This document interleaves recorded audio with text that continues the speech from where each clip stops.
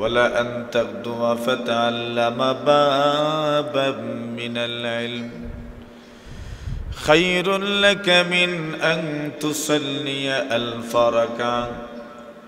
আল্লাহ রাসূল বলেন, আর যদি তুমি একটা মাসআলা শিখার জন্য সময় দিতে পারো, আল্লাহ রাসূল বলেন কি পরিমাণ লাভ। 1000 রাকাত নফল নামাজ পড়লে যে পরিমাণ সওয়াব, একটা মাসআলা শেখার জন্য সময় দিলে এই পরিমাণ সওয়াব। একটা মাসআলা, তো একটা মাসআলা আমি কাউকে জিজ্ঞাসা করলাম, ওনার কাছ থেকে শিখলাম, বলছেন একটা মাসআলা শিখতে পারা 1000 রাকাত নফল নামাজের সমান সওয়াব আল্লাহ দান করে। একটা মাসআলা যদি শিখেন, তাহলে কোরআনে মাজিদের তাফসীর তিলাওয়াত, নবী আলাইহিস সালাতু ওয়াসসালাম বলেন আদ-দীনু আন-নাসীহা, দিন হলো কল্যাণকামিতা। ক্বালু লিমান ইয়া রাসূলুল্লাহ, ওগো নবীজি কার জন্য কল্যাণকামিতা? আল্লাহ রাসূল সাল্লাল্লাহু আলাইহি ওয়াসাল্লাম বলেন লিল্লাহ ওয়া লিকিতাবিহি, আল্লাহর কল্যাণকামী হও, মানে আল্লাহকে এক বলে বিশ্বাস করো। ওয়া লিকিতাবিহি, আল্লাহর কিতাবের কল্যাণকামী হও, আল্লাহর কোরআনের কল্যাণকামী হও। কোরআন পড়ো, কোরআন পড়া শিখো, কোরআন পড়া শিখাও, কোরআনের তাফসীর লিখো, কোরআনের অনুবাদ লিখো, কোরআনের তাফসীর করো এবং বিনামূল্যে এগুলো বিতরণ করা। সুবহানাল্লাহ, এই সব কোরআন প্রচারের অন্তর্ভুক্ত। তো কোরআন প্রচারের অন্তর্ভুক্ত যারা, জনাবে নবী আকরাম সাল্লাল্লাহু আলাইহি ওয়াসাল্লাম বলেন কোরআন এমন এক কিতাবের নাম, ইয়ারফাউ বিহি আকওয়ামা ওয়া ইয়াদাউ বিহি আখিরিন। আল্লাহ রাসূল বলেন কোরআন এমন এক কিতাবের নাম, যে কিতাবের মাধ্যমে একদল মানুষকে আল্লাহ তাআলা সম্মানিত করেন। আর কোরআন এমন এক কিতাবের নাম, যার কারণে আরেক দল মানুষকে আল্লাহ তাআলা অসম্মানী করেন। অর্থাৎ যারা কোরআনের কাছে থাকে পাশে থাকে, আল্লাহ তাআলা তাদেরকে সম্মান দান করেন। আর যারা কোরআন থেকে দূরে থাকে, কোরআনকে খুব বেশি পছন্দ করে না, আল্লাহর রাসূল বলছেন একদল মানুষ তো কোরআন ছেড়ে দিবে, তো তাদের অপমান, তাদের অসম্মান তো একদম ক্লিয়ার। আল্লাহ তাআলা তাদেরকে অসম্মান, তাদের বেইজ্জত করে দিবেন আল্লাহ তাআলা তাদের। তো কোরআন এমন এক কিতাবের নাম, যে কিতাবের মাধ্যমে মানুষ সম্মানী হয়। আমাদের বুজুর্গানে দিন এক উদাহরণ দিয়ে বলেন এটা, যেমন মনে করেন একটা রাওয়াল আছে, যেখানে আমরা কোরআন রেখে পড়ি, ওই রাওয়াল প্লাস্টিকের হয় বা কাঠের হয়। ওই কাঠের রাওয়াল বা প্লাস্টিকের রাওয়ালে কেউ পা লাগায় না কোনোদিন। কিন্তু অন্যান্য কাঠের তৈরি জিনিস যত সুন্দরী হোক, সেখানে পা লাগায়, ঘুমায়, পা তুলে, কোনো অসুবিধা নেই। কিন্তু কোরআনের সাহচর্যে, কোরআনের ছোঁয়া পাওয়ার কারণে একটা কাঠের মর্যাদা আল্লাহ তাআলা বাড়ায়া দিলেন, প্লাস্টিকের মর্যাদা বেড়ে গেল। আচ্ছা, বস্তনি যে আমরা বানাই, বস্তনি মনে করেন আমার আপনার বাড়ি ঘরে বস্তনি আছে, তো আমার আপনার বাড়ি ঘরের মধ্যে যে বস্তনি আছে, এই বস্তনির কাপড়ের দাম আর কত হবে? বড় জোর 20 টাকা গজ, 30 টাকা গজ, বা বড় জোর 40 টাকা গজ। আচ্ছা, মনে করেন 100 টাকাই গজ মনে করে। তো কোরআনে মাজিদের বস্তনি যে বানানো হয়, ওই কাপড়ের গজের দাম 100 টাকা। আবার আমার গায়ের, আপনার গায়ের পোশাকের গজের দাম 500 টাকা, 600 টাকা, 800 টাকা, 1000 টাকা। আচ্ছা, কম আজ কম তো 150 টাকা, কমপক্ষে তো 120 টাকা বস্তনির কাপড়ের দামের চাইতে তো বেশি। কিন্তু বস্তনি যদি মাটিতে পড়ে যায়, তো মানুষ এটা উঠাইয়া চুমু খায়, কি সুন্দর করে ইজ্জতের সাথে আবার উঠায় রাখে। আর কাপড় মানুষের দই ওই তো উড়িয়া কাপড় 1000 টাকা গজ হোক, কিন্তু এটা পায়ের নিচে গেলে কেউ উঠায় না, ময়লা হয়ে গেলে বাস ছুঁড়ে ফেলে মাটিতে। তো মাত্র 100 টাকা গজ, 100 টাকা মূল্যের কাপড়ের দাম এত বেশি কেন? এত বেশি হওয়ার পিছনে কারণ হলো যে এই কিতাবের সাথে আল্লাহর কোরআনের যুক্তি আছে, আল্লাহর কোরআন যুক্ত হয়েছে, সংশ্লিষ্টতা আছে। আল্লাহর কোরআন যেই জিনিসের সাথে লেগে যায় আল্লাহ তার ইজ্জত বাড়ায়া দেন। তো যদি আল্লাহ তাআলা একটা জমাট বস্তু, একটা জড় পদার্থের মর্যাদা যদি আল্লাহ কোরআনের ওসিলায় বাড়িয়ে দেন, তাহলে আপনি কল্পনা করুন, আপনি একটু চিন্তা করে দেখেন, আমার মতো আপনার মতো মানুষ যারা কোরআনের সাথে সম্পৃক্ত, যারা কোরআনকে মহব্বত করেন, আল্লাহ কি পরিমাণ মর্যাদা বাড়াইয়া দিবেন। সুবহানাল্লাহ। এক ঘটনা রাসূল করিম সাল্লাল্লাহু আলাইহি ওয়াসাল্লাম বুখারী শরীফের মধ্যে ইমাম বুখারী রাহিমাহুল্লাহু তাআলা তালিকান রিওয়ায়াত করেছেন সূরা ইখলাসের ফজিলতের কথা।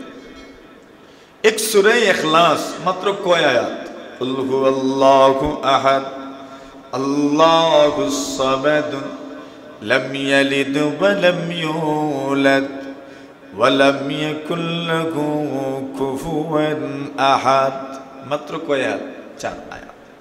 কিন্তু এই 4 আয়াত সম্বলিত এক সূরা ইখলাস আল্লাহ তাআলার কাছে কি পরিমাণ দামি। নবী আকরাম সাল্লাল্লাহু আলাইহি ওয়াসাল্লাম এক যুদ্ধে একদল মানুষকে যুদ্ধে পাঠালেন। এই যুদ্ধের সৈন্যদলের আমির যিনি ছিলেন, আমিরে সারিয়া,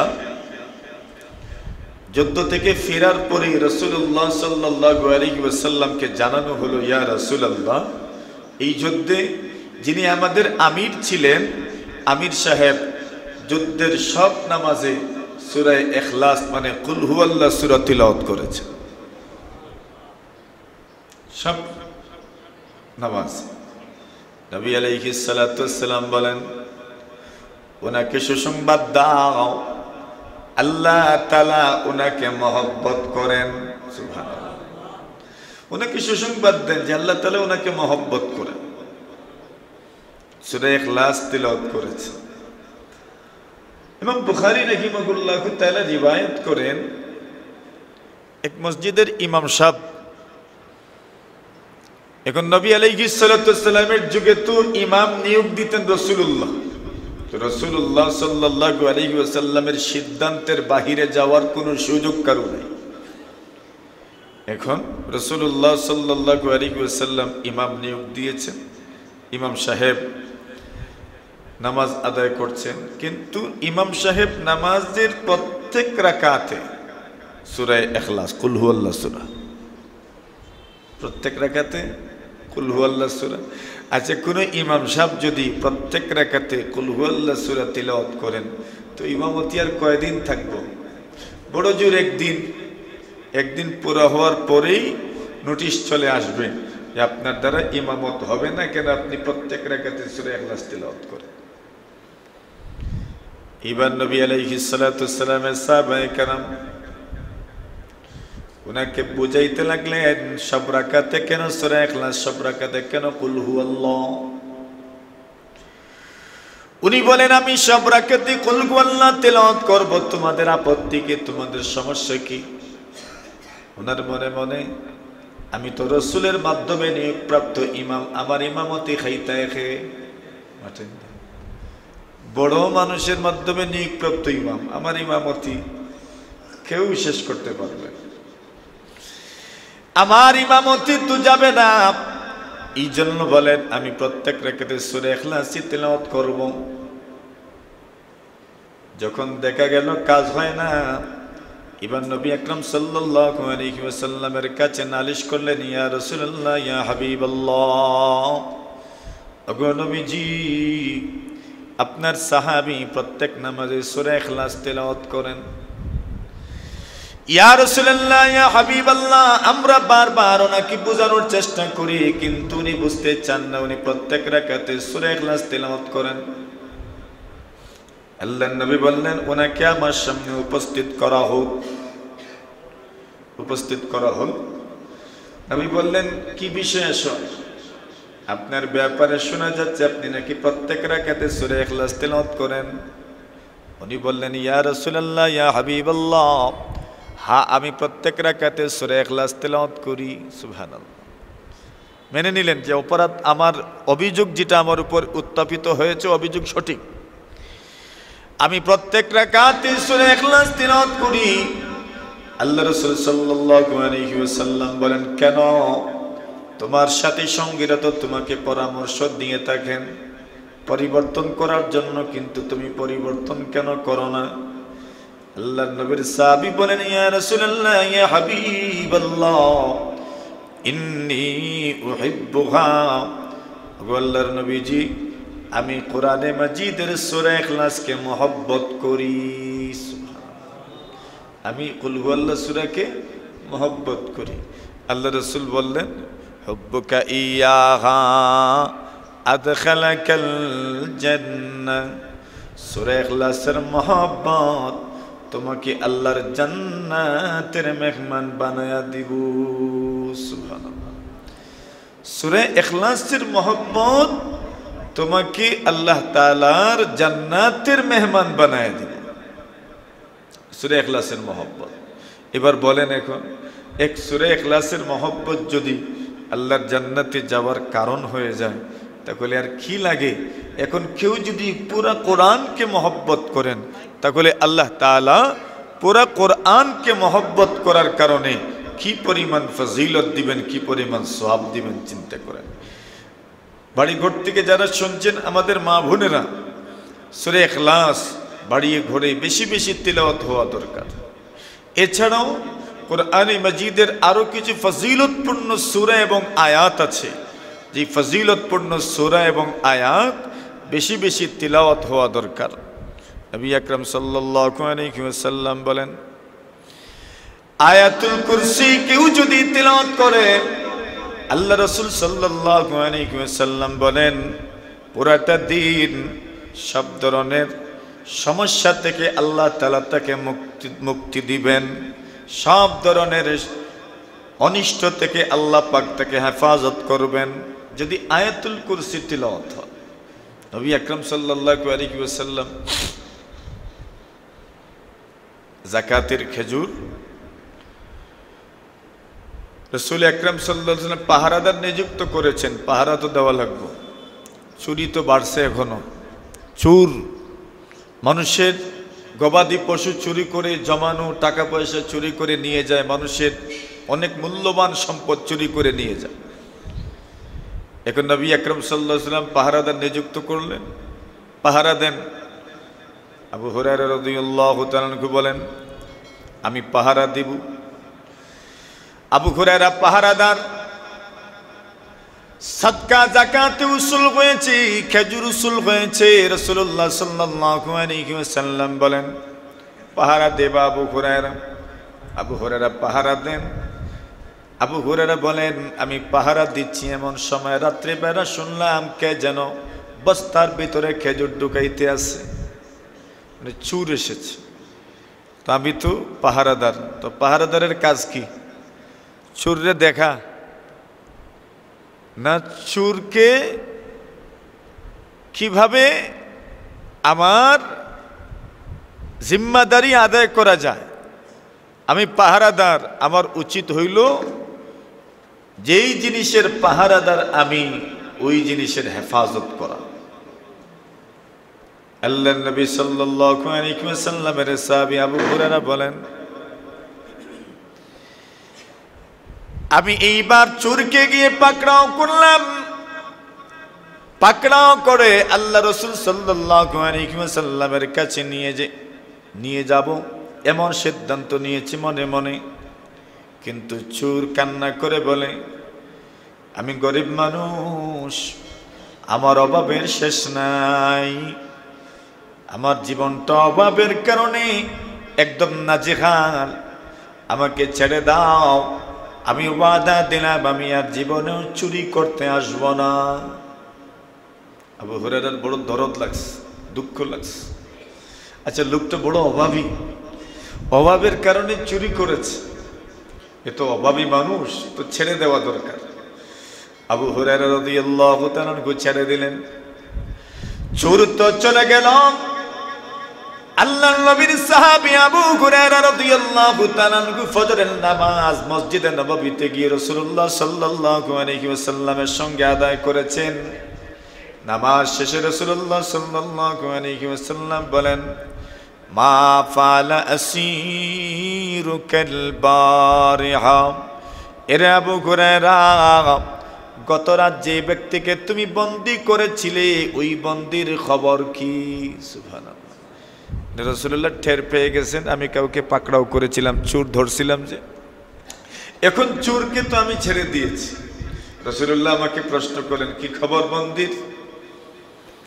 আবু হুরায়রা বললেন, ইয়া রাসূলুল্লাহ, ইয়া হাবিবাল্লাহ, এই লোক বড় অভাবী মানুষ, অভাবের কারণে তার জীবনটা দুর্বিষহ হয়ে গেছে।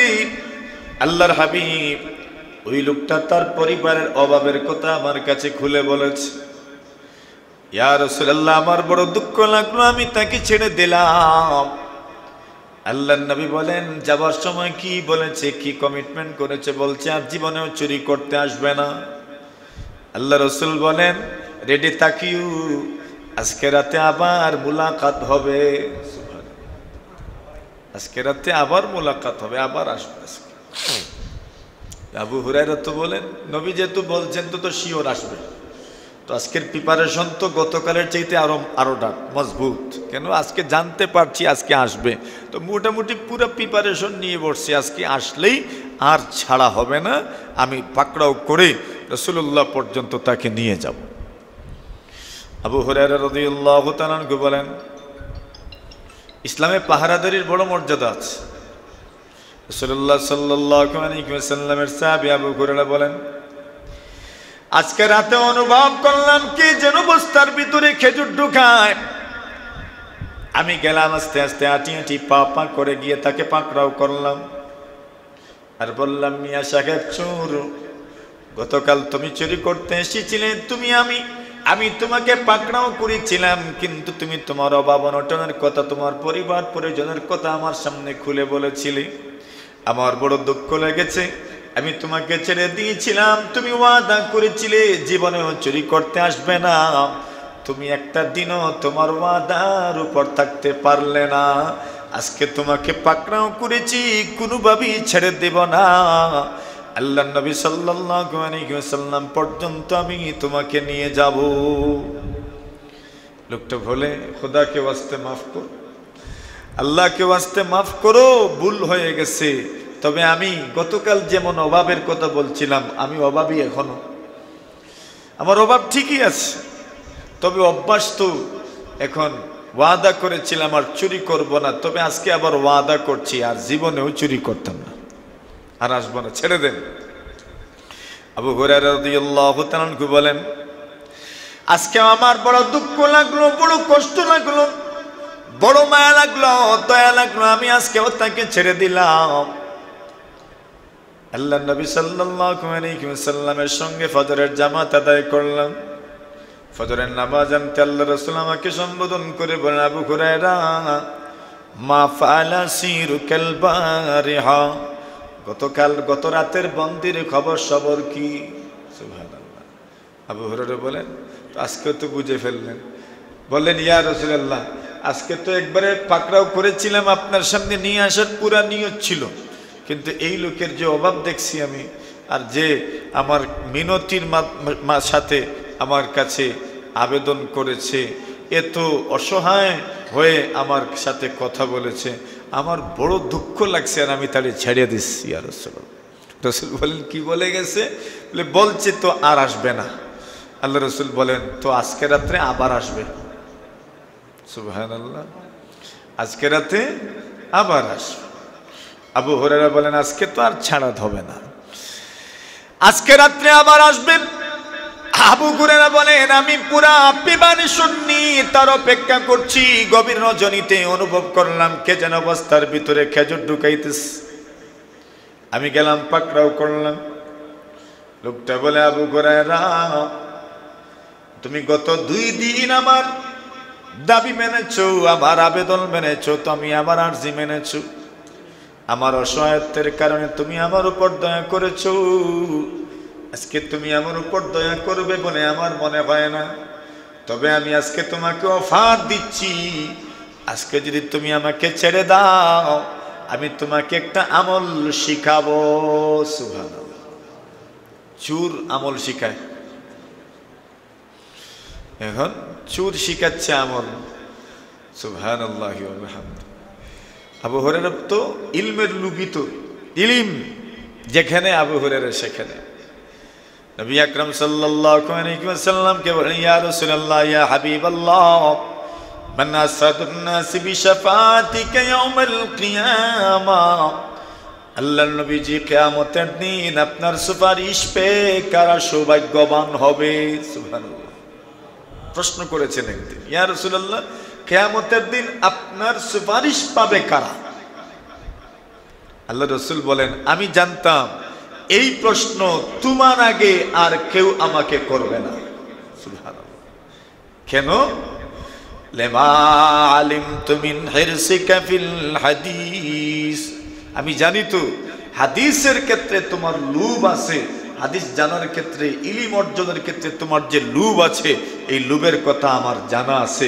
এই জন্য আমি ধারণাই করেছি কিয়ামতের দিন আমার সুপারিশ কারা পাবে, এমন প্রশ্ন তুমিই আমাকে করবে। সুবহানাল্লাহ।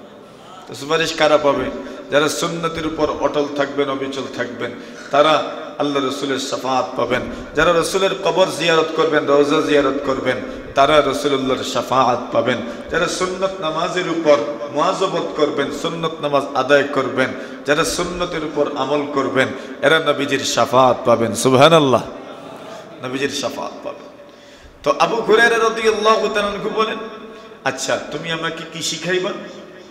বলছে আমি আপনাকে একটা জিনিস শিখাবো, এর বিনিময়ে আপনি আমাকে ছেড়ে দেন। উনি বলেন কি শিখাবেন? বলেন আমি শিখাচ্ছি আপনাকে, মনে করেন আপনি যদি আপনার ঘরকে হেফাজত করতে চান, কেউ যদি আয়াতুল কুরসি আল্লাহুল্লাযী লা ইলাহা ইল্লা হুয়াল হাইয়ুল কাইয়্যুম লা তাখুযুহু সিনাতুম ওয়ালা নাওম, এই পুরা আয়াত যদি কেউ তেলাওয়াত করে তাহলে তার ঘরকে আল্লাহ তাআলা ফেরেশতাদের মাধ্যমে হেফাজত করবেন। মানে চোর থেকে হেফাজত করবেন, ডাকাত থেকে হেফাজত করবেন, উফরি থেকে হেফাজত করবেন, জিন্নাত থেকে হেফাজত করবেন, শয়তান থেকে হেফাজত করবেন, সব ধরনের বালা মুসিবত উপদ্রব অনিষ্ট থেকে আল্লাহ তাআলা হেফাজত করবেন যদি আয়াতুল কুরসি তিলাওয়াত হয়। আবু হুরায়রা কত খুশি। আচ্ছা চোরের কাছ থেকে একটা আমল জানতে পারলাম। তো সুবহানাল্লাহ, চোরের কাছ থেকে আমল জানতে পেরেছি। তো চোরের কাছ আল্লাহ রাসূল সাল্লাল্লাহু আলাইহি ওয়াসাল্লাম বলছেন যে ইলম যেখানে পাও সেখান থেকে কুড়িয়ে নাও, ইলমের কথা যেখানে পাও সেখান থেকে শিখে নাও। কি বলছে সেটা দেখো, কে বলছে এটা নয়, কি বলছে, বলছে এটা কি বলে ভালো বলছে বলে ঠিক আছে এটা কবুল করে না। এখন আবু হুরায়রা নবী আলাইহিস সালাতু ওয়াসসালামের কাছে গেলেন, নামাজ পড়লেন। রাসূলুল্লাহ বললেন ও আবু হুরায়রা গত রাতের বন্দির খবর কি?